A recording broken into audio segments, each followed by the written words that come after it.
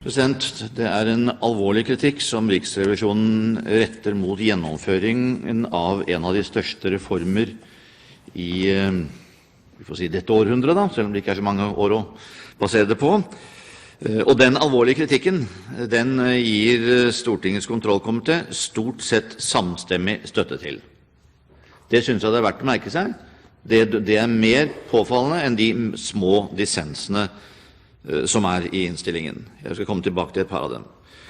Men den alvorlige kritikken oppsummerer seg jo både som en kritikk mot NAV som sådan, og dets evne til internkontroll. Jeg peker blant annet på innstillingen side 10, hvor jeg siterer følgende: «Komiteen mener Riksrevisjonens rapport indikerer at Arbeids- og inkluderingsdepartementet gjennom flere år ikke har hatt tilstrekkelig fokus på internkontroll, med det resultat at feil og mangler innebærer at regnskapet for NAV ikke kan bekreftes for 2008. Det en kritikk mot departementet i denne sammenheng, knyttet til tidligere statsråders ledelse, men en kritikk som departementet som institusjon, uavhengig av den politiske ledelse, bør merke seg.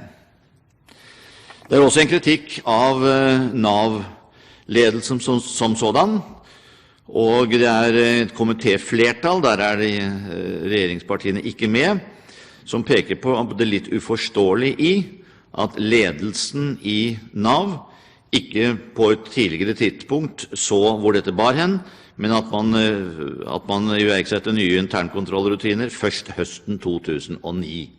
Komiteen peker på at signalene om at noe gikk galt, skulle ha tilsagt at dette var iverksatt på et langt tidligere tidspunkt. Men som jeg legger til for ordens skyld, at Høyre selvfølgelig holder seg til den konstitusjonelle regel at etatssjefer statsrådens ansvar. Vi retter kritikk mot etatssjefen på dette punkt, men konklusjonen at det opp til statsråden å forholde seg til etatssjefen, selvfølgelig. I hovedinntrykket jo at denne reformen gjennomført på en måte som gjør at etaten i for mange år har vært komplett innadvendt, vært opptatt av seg selv, sine prosesser og alt som følger med en fusjon og en reform, hvorav fusjonen vel her nok var det vesentligste, og har vært for lite opptatt av å yte service til borgerne, som jo etatens viktigste mål. Et lite eksempel på dette fikk vi så sent som i dagens debatt på radio om tiltak overfor prostituerte som resultat av sexkjøpsforbudet som Stortinget tidligere har vedtatt, hvor Grünerløkka sosialkontor ble tilført 2 millioner kroner for tiltak knyttet opp mot prostituerte.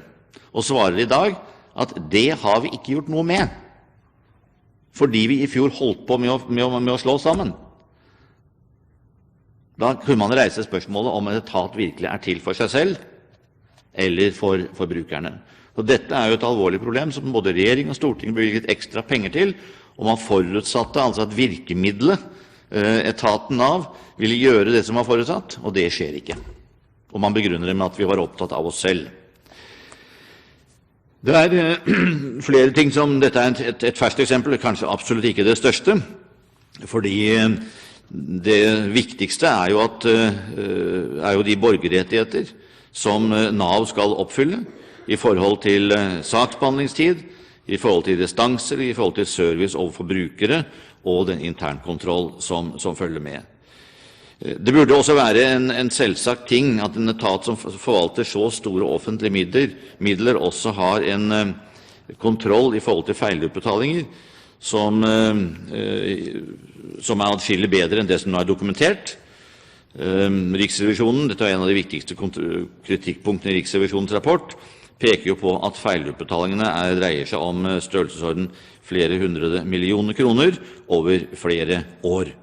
Det jo både noe å gjøre med forvaltning av skattebetalernes penger, og jeg regner med at regjeringsmedlemmene for tiden opptatt av penger, knappe 2 uker foran første budsjettkonferanse, men det også en annen, kanskje viktigere begrunnelse: respekten for disse overføringssystemene som forvaltes av NAV, forutsetter at folk flest får en tillit til at de utbetales i rett størrelse til de rette mennesker.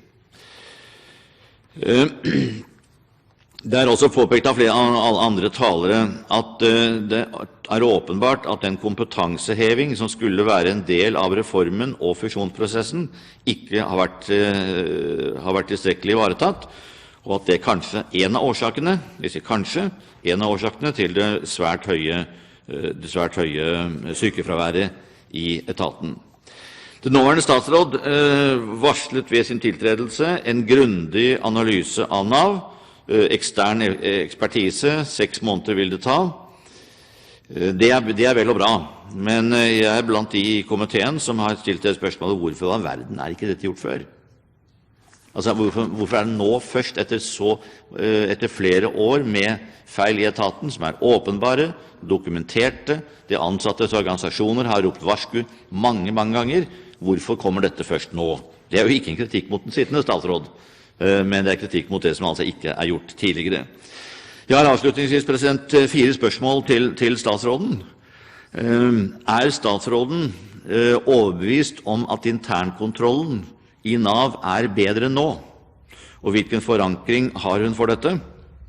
Spørsmål 2.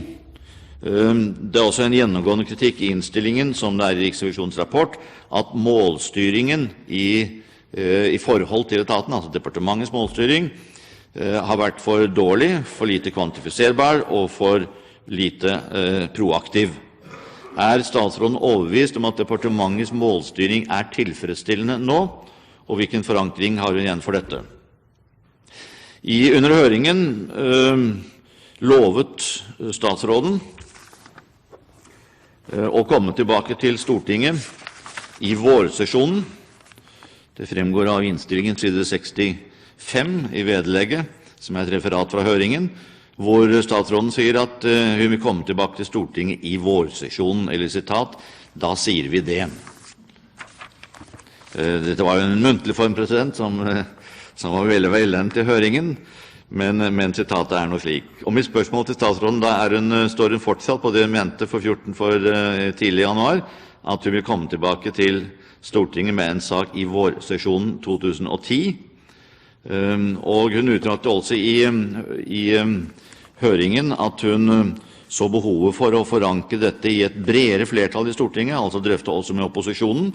Og mitt siste og 4. spørsmål er derfor: hvilke initiativ har hun så langt tatt til drøftinger med opposisjonen om veien videre for denne reformen, som tross alt et samlet storting opprinnelig, det vil si når det endelige vedtaket ble fattet, sto bak, selv om det hadde ligget en del uenighet tidligere i prosessen?